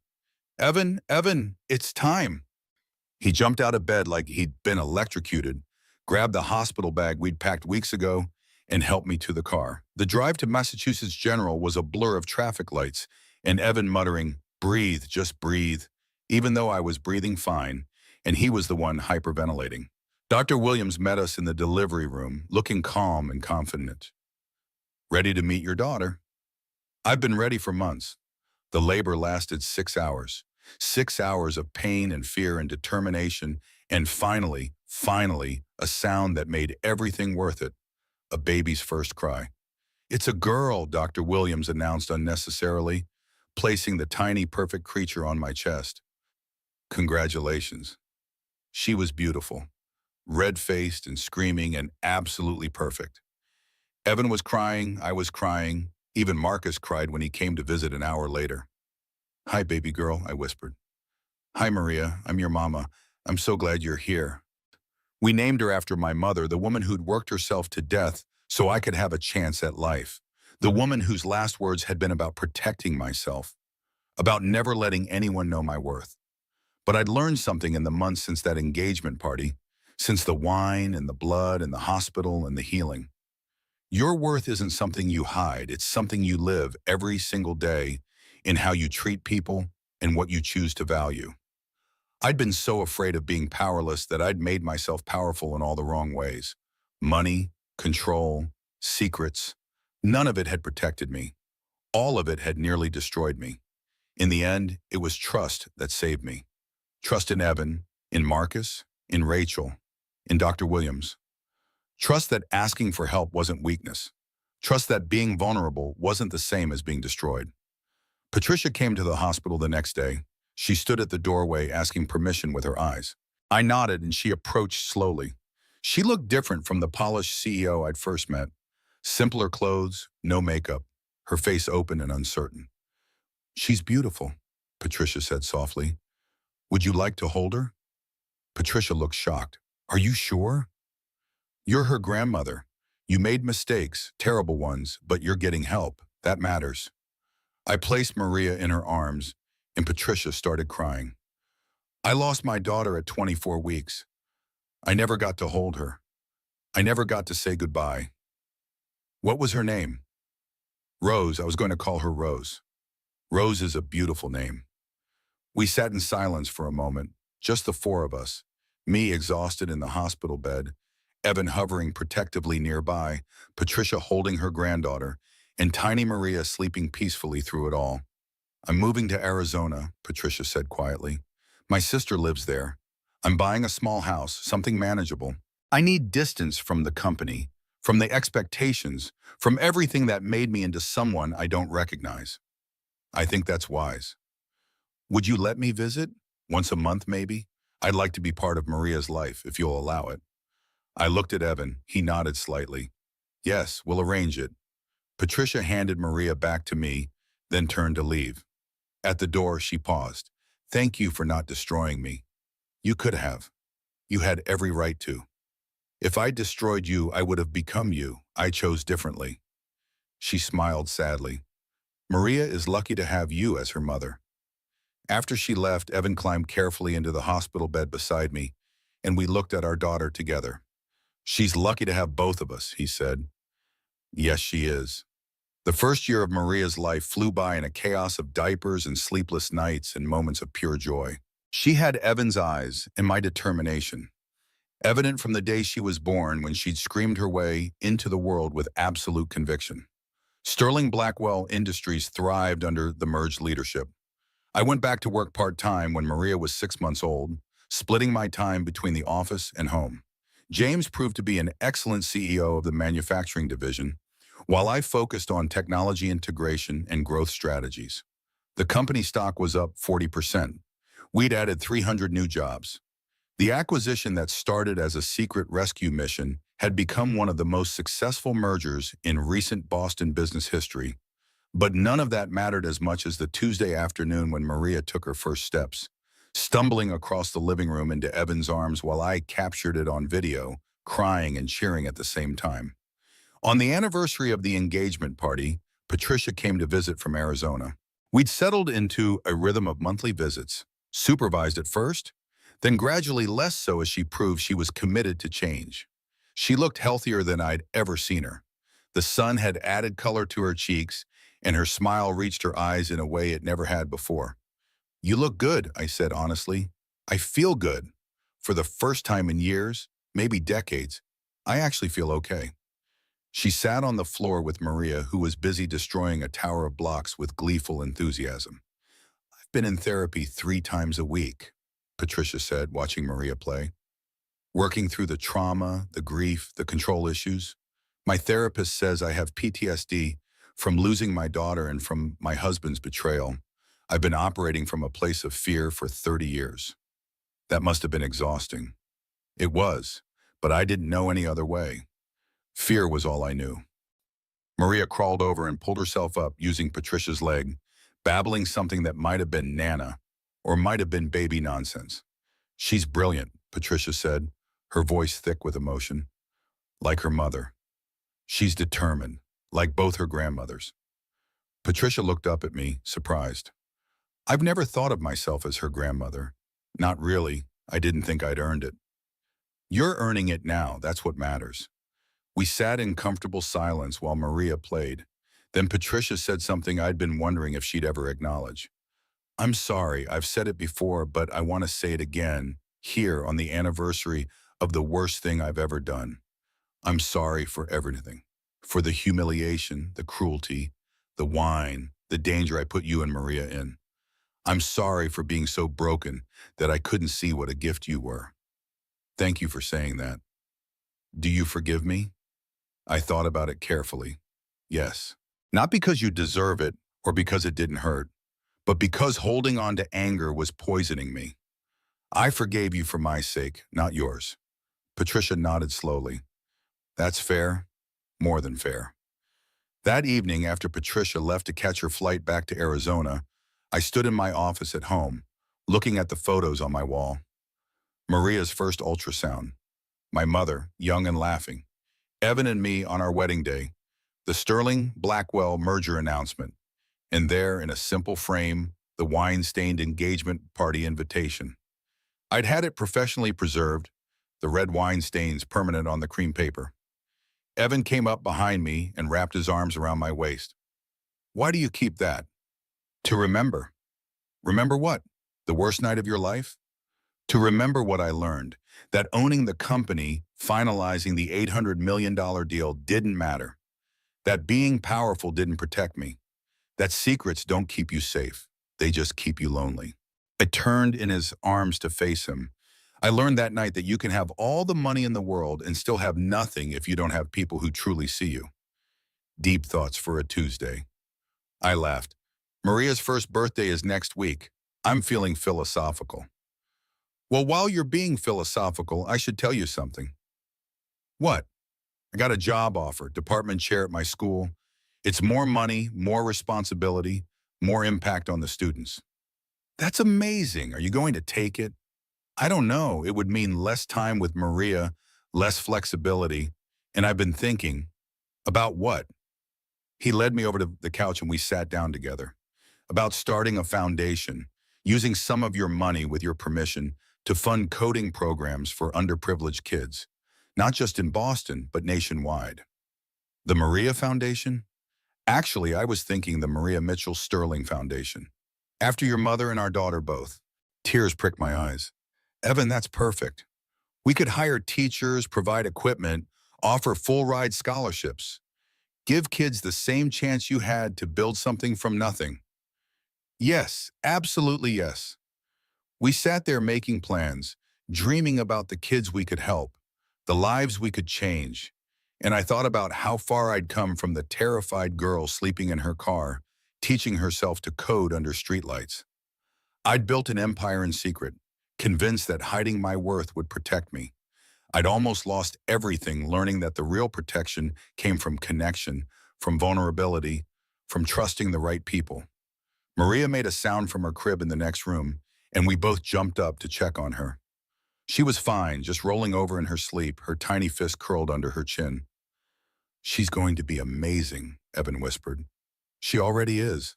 2 weeks later, we hosted the first meeting of the Maria Mitchell Sterling Foundation's Board of Directors. Marcus agreed to serve as CFO. Rachel joined as legal counsel.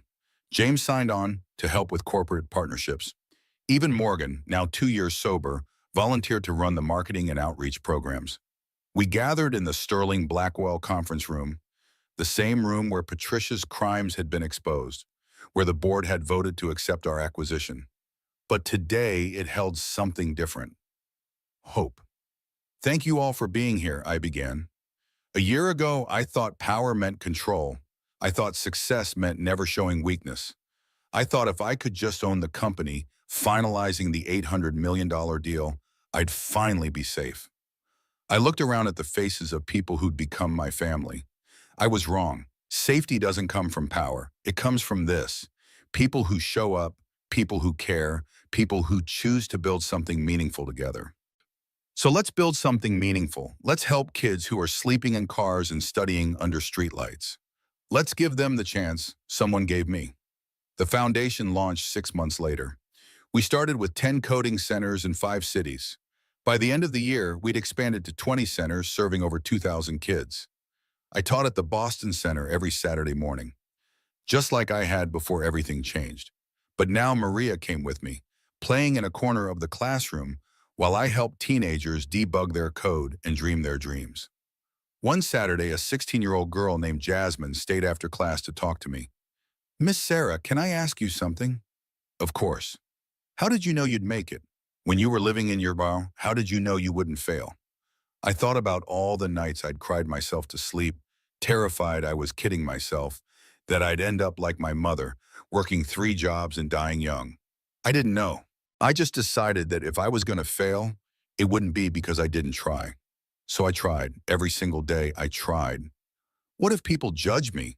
What if they think I'm not good enough? Some will, but the right people will see your potential, not your circumstances. And eventually you'll be so successful that what people thought won't matter anymore. She smiled. "Like you." "Like you, because you're going to be amazing, Jasmine. I can see it." She left with her head a little higher, her shoulders a little straighter. And I thought about the girl I'd been at her age, hungry and scared and desperate for someone to believe in me. I'd become that person for other people. I'd taken my pain and my fear and my hard-won success and turned it into something that could help others. That was power, real power, not the kind that came from owning companies or hiding secrets. The kind that came from showing up, from being vulnerable, from using your story to light the way for someone else. On Maria's first birthday, we threw a party at our apartment. Small, intimate, just family and close friends. Patricia flew in from Arizona. Morgan brought her girlfriend, the first time she'd introduced her to the family. James came with his wife and their new baby. Marcus brought a ridiculously large stuffed elephant. Rachel showed up with homemade cookies and terrible jokes. Evan made a birthday cake that collapsed on one side but tasted delicious. Maria smashed her face into it enthusiastically, getting frosting everywhere and laughing with pure joy. I stood back and watched everyone I loved gathered in one room, and I thought about the engagement party a year ago. The wine, the blood, the humiliation, the terror. If I could go back and warn myself, what would I say? I'd say, "You're going to survive this. It's going to hurt worse than anything you've experienced, but you're going to come out stronger."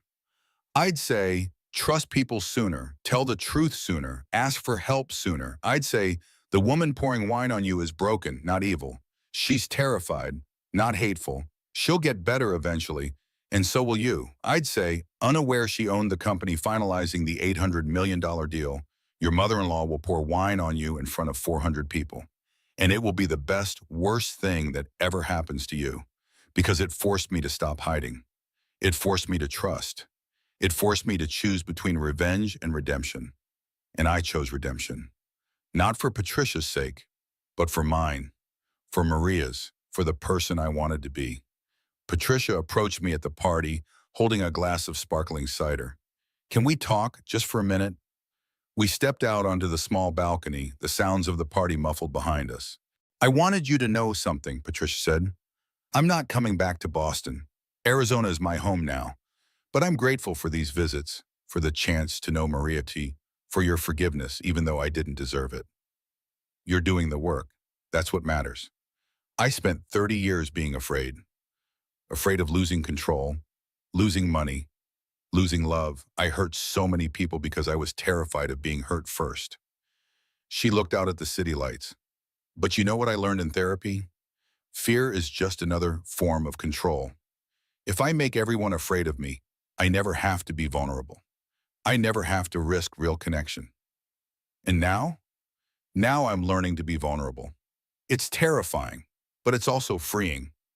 We stood in silence for a moment. Then Patricia said, "Thank you for not becoming me. When you had every reason to, when I'd pushed you to your breaking point, you chose mercy. That took more strength than I've ever had. I chose mercy for my sake, not yours, because I saw what bitterness did to you, and I didn't want that life. That's wisdom. I hope Maria inherits it." Inside, someone started singing Happy Birthday. We went back in to watch Maria destroy her cake, surrounded by people who loved her unconditionally. And I thought, this is what matters. Not the company, not the money, not the power. This moment, this love, this family we've built from the broken pieces of our pasts. 5 years passed in what felt like a heartbeat. Maria started kindergarten, already reading at a second grade level, and announcing she wanted to be a coder like mommy when she grew up. The foundation expanded to 100 centers in 30 states. Sterling Blackwell Industries continued to thrive, now employing over 5,000 people. Patricia visited once a month like clockwork, never missing Maria's birthday or holidays. She'd found peace in Arizona, working part-time at a women's shelter and mentoring other women recovering from trauma. She'd never fully regained what she'd lost, but she'd built something new from the ruins.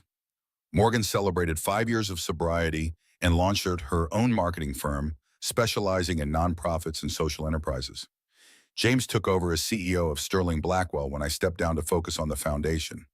Rachel made detective lieutenant and still showed up for Saturday morning coffee, gossiping and laughing like we'd known each other forever.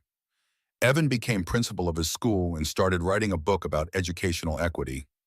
Every evening, he'd come home and tell me stories about his students, his eyes shining with pride at their accomplishments.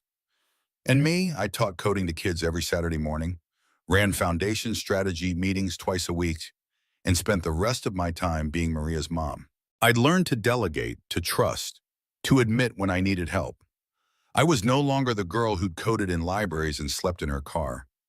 But I was no longer the woman who'd hidden behind secrets and shells either.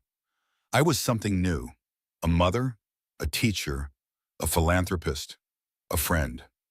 Someone who'd learned that real power came from lifting others up, not from standing above them. On the 6th anniversary of the engagement party, I did something I'd been planning for months. I rented out the same venue where Patricia had poured wine on me, invited many of the same guests, and hosted a charity gala for the foundation. The tent was decorated exactly the same: crystal chandeliers, string quartet, white tablecloths. But instead of an engagement party, it was a celebration of 6 years of transformation. Photos lined the walls. Kids we'd helped graduate high school and college. Coders who'd gone on to work at major tech companies. Families who'd escaped poverty through education and opportunity. And in the center of the tent, framed under glass, the wine-stained invitation from 6 years ago. I stood at the microphone looking out at 400 people, many of whom had witnessed my humiliation. 6 years ago, in this exact spot, my mother-in-law poured a bottle of wine over my head in front of all of you. Uncomfortable shifting in the crowd, people glanced at Patricia, who sat at a table near the front, her face serene. She called me nothing. She accused me of being a gold digger, a liar, a schemer, and I stood here covered in wine, bleeding, terrified I was losing my baby, and I realized something. I paused, looking at the faces staring back at me. She was right. Not about me being a gold digger, but about me lying, about keeping secrets, about not being honest about who I really was. I was so afraid of being vulnerable that I'd built walls around myself so high I couldn't see over them anymore. Unaware she owned the company, finalizing her $800 million deal, my mother-in-law poured wine on me, and it was the worst night of my life.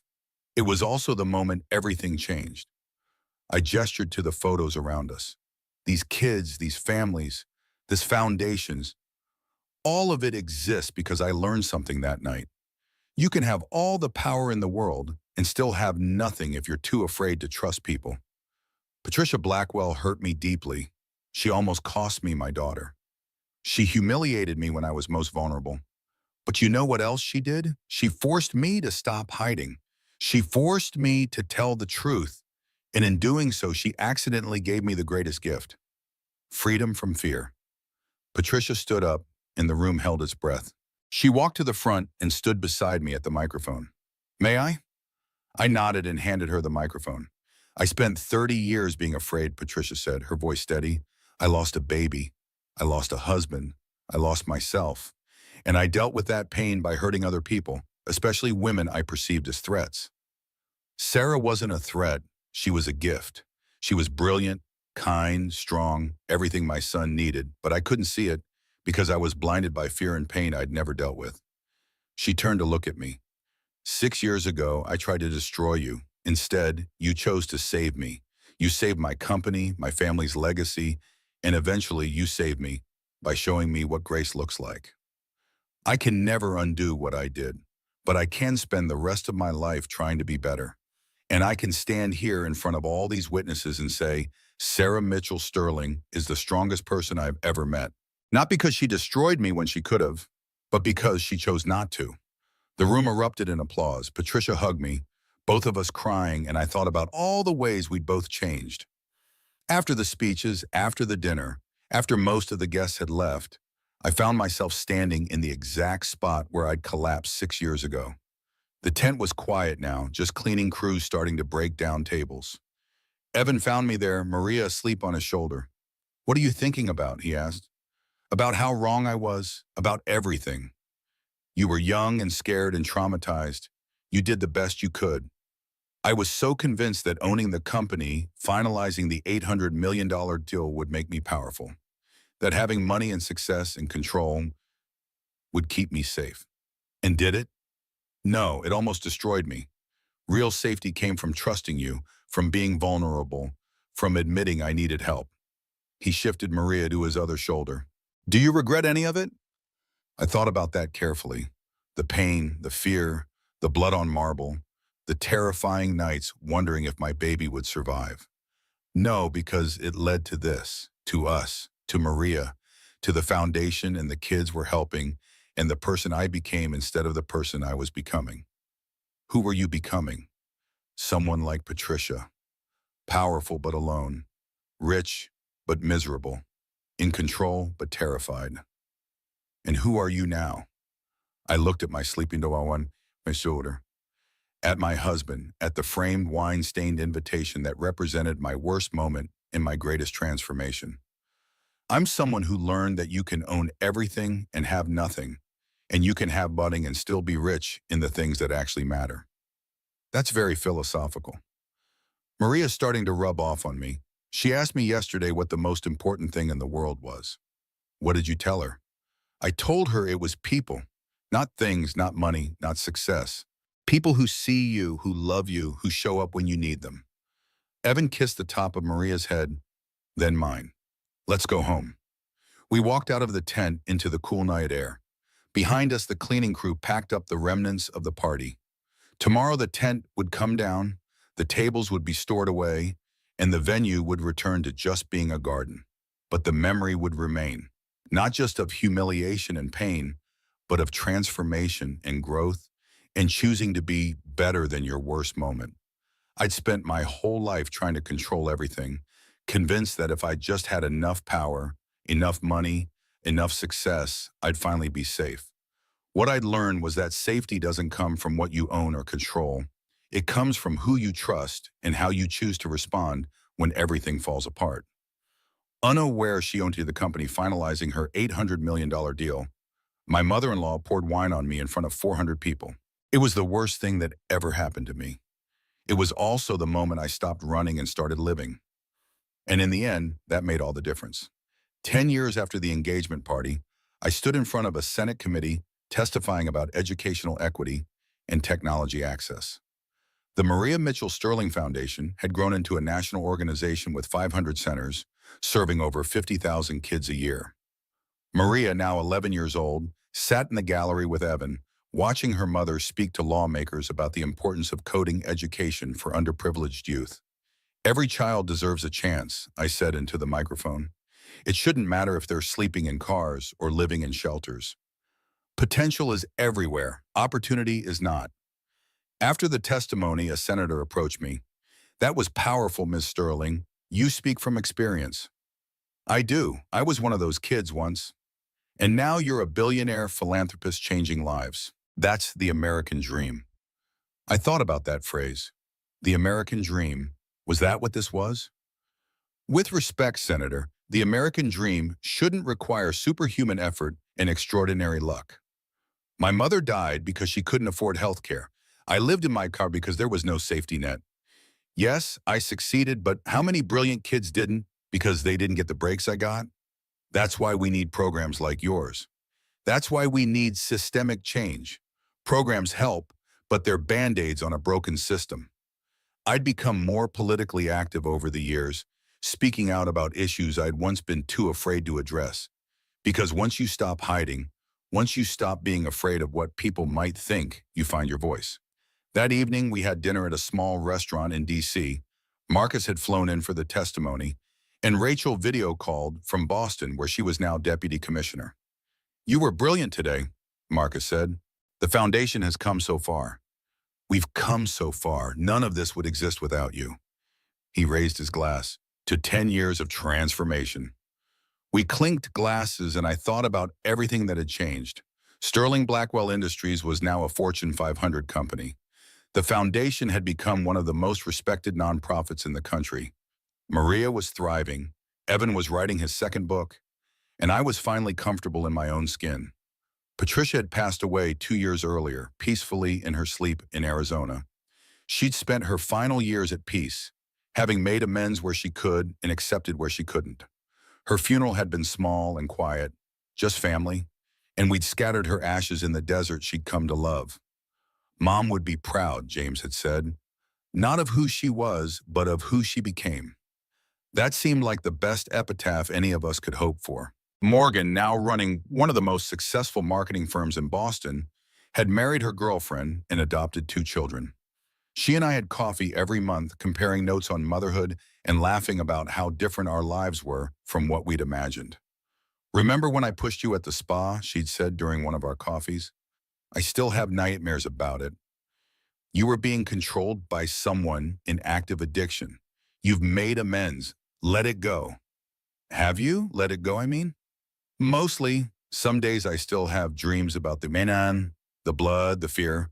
But those dreams are less frequent now, and they don't define me anymore." Back in our hotel room in D.C., after Maria had fallen asleep in the adjoining room, Evan and I lay in bed talking. "Do you ever think about what your life would be like if you'd never met me?" he asked. "I'd probably be richer, lonelier, and more miserable." "You'd be richer. You're already a billionaire." "I'd have kept working obsessively, building wealth I didn't need, convinced more money would finally make me feel safe. Instead, you taught me that safety comes from connection, not control." "I taught you that?" "You and Maria and everyone who showed up when I needed them most." He pulled me closer. "I love you. I loved you when you were pretending to be a nonprofit worker making poverty wages. I love you now that you're testifying before Congress. The circumstances changed, but you didn't. Not in the ways that matter. I changed a lot. You stopped hiding. But the person underneath, the brilliant, driven, compassionate woman I fell in love with. She was always there. I thought about the girl I'd been at 17, standing at her mother's grave with holes in her shoes. I thought about the woman I'd been at 28, hiding behind secrets and shell corporations. And I thought about who I was now, still driven, still ambitious, but no longer afraid. Do you know what I realized? I said. My mother's last words were, "Don't ever let anyone know what you're worth." She was trying to protect me, but she was also teaching me to hide, to be small, to trust no one. And, and I spent years following that advice. It kept me safe, but also kept me isolated, kept me from real connection, real love, real life. What would you tell Maria if you were dying and could only leave her with one piece of advice? I thought about my daughter, fierce and smart and already more confident than I'd been at her age. I'd tell her, your worth is not what you own or what you achieve. It's who you are when no one's looking and how you treat people who can't do anything for you. And I'd tell her, trust carefully, but trust, because a life without trust isn't safety, it's prison. That's good advice. I learned it the hard way. The next morning before we flew back to Boston, I took Maria to visit my mother's grave. We'd moved her body from the pauper's cemetery where she'd been buried to a beautiful plot with a proper headstone. Maria Rose Mitchell, the stone read, "Beloved mother, your sacrifice gave your daughter wings." Maria placed flowers on the grave, then looked up at me. "Grandma Maria died when you were my age?" "A little older. I was 17. "Were you scared?" "Terrified. I didn't know how I'd survive." "But you did. You became super successful and helped lots of kids." "I did, because your grandma worked really hard to give me opportunities, and because I decided not to waste them." Maria thought about this carefully. "When I grow up, I want to help kids too. You can do anything you want. Be anything you want. Even if people say I can't." I thought about Patricia, about the Wyden, about all the people over the years who doubted me or tried to tear me down. Especially then. The word no is just someone's opinion. It doesn't define what's possible. We stood there for a moment, 3 generations of Mitchell women, my mother who died too young, me who'd survived and thrived, and Maria who'd grow up knowing she was loved and capable and enough exactly as she was. "I wish I could have met her," Maria said softly. "Me too. She would have loved you so much." "Tell me again about when you lived in your car." I'd told her the story many times, never hiding the hard parts, never pretending it was easier than it was.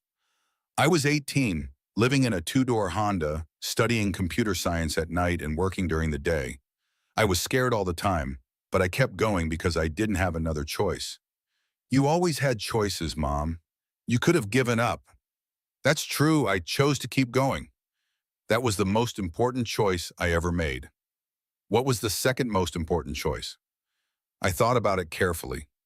"Trusting your father, letting someone see the real me, even though I was terrified." "And the third?" "Choosing mercy over revenge, choosing to help your grandmother Patricia instead of destroying her." Maria nodded like this made perfect sense. At 11, she'd already learned lessons about compassion and complexity that had taken me decades to understand. We walked back to the car, leaving the flowers in the past behind. Tomorrow, I'd go back to running the foundation, to advocacy work, to the life I'd built. But today I was just a mother teaching her daughter about strength and grace and the power of choosing who you want to be. That night, back home in Boston, I sat in my office looking at the framed wine-stained invitation one last time. Tomorrow, I'd donate it to a museum as part of an exhibit on women in technology and business. The inscription I'd added years ago still made me smile. "The night I learned what matters." Evan came in and wrapped his arms around me from behind. Ready to let it go? More than ready, it served its purpose. Which was? Reminding me that my worst moment doesn't define me. My response to it does. He kissed the top of my head. "For what it's worth, I'm proud of you. For everything you've built, but more for who you've become. Thank you, I'm proud of me too." And I was. For the first time in my life, I was genuinely proud of who I was. Not because of what I'd achieved or accumulated, but because of the choices I'd made when tested. Unaware she owned the company finalizing the $800 million deal, My mother-in-law had poured wine on me in front of 400 people. She tried to destroy me, to humiliate me, to drive me away from her family. Instead, she'd accidentally freed me from hiding, from fear, from the prison of secrets I'd built around myself. Yes, I'd owned the company. Yes, I'd had the power to destroy her. Yes, I'd proven I wasn't nothing. But none of that mattered as much as what I'd learned in the process. That real strength isn't about never being vulnerable. It's about being vulnerable and surviving anyway. It's about being knocked down and choosing how to get back up. The girl who'd had nothing became the woman who owned everything. But more importantly, she became the woman who understood that everything means nothing without people to share it with. I'd spent years trying to protect myself by hiding my worth. In the end, I found safety by revealing it, by trusting the right people, by choosing connection over control. Patricia had called me nothing. She'd been wrong. But I'd almost become nothing by hiding who I truly was. She'd accidentally saved me from that fate by forcing me into the light. We were both flawed women who'd hurt each other. We'd both healed in our own ways, in our own time. And we'd both learned that redemption isn't about erasing the past. It's about choosing differently in the future. The wine had washed away my secrets, my pride, my illusion of control. What remained was the truth. I was enough. I'd always been enough, and my daughter would grow up knowing the same thing. That was the real victory. Not the company, not the money, not the power, just the simple, profound truth that I was worthy of love exactly as I was, imperfect, scarred, but still standing, still here, still fighting, still growing. And in the end, that was everything.